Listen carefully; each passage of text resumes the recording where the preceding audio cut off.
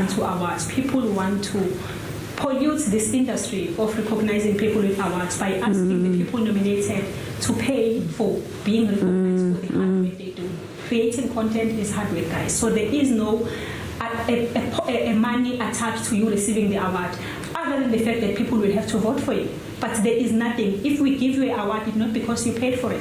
And also, I feel like we need to put it out there that none of us here are allowed to even see the voting process. We outsource auditors that are going to do the vetting. We work a lot with content creators. We work a lot, particularly Kajan.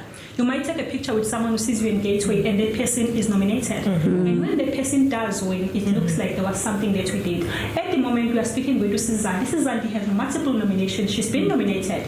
We do not know when it comes to voting. So we do not want people to say, they did a podcast with Suzanne. Of course, you have to win. We don't get to see. We don't. We've got external auditors that have been doing it for years. They know what they are doing. Zoduma might be walking in a mall somewhere and someone sees a slip a picture with her and post it, and then it looks like we are not authentic. So we want you to know we don't know. We didn't even know who was coming here today. We don't know who's going to walk away. On the day when the envelope is opened and our celebrities are reading, Zoduma, the Fita China wins, it's when we'll all find out who is walking away with which award from which category.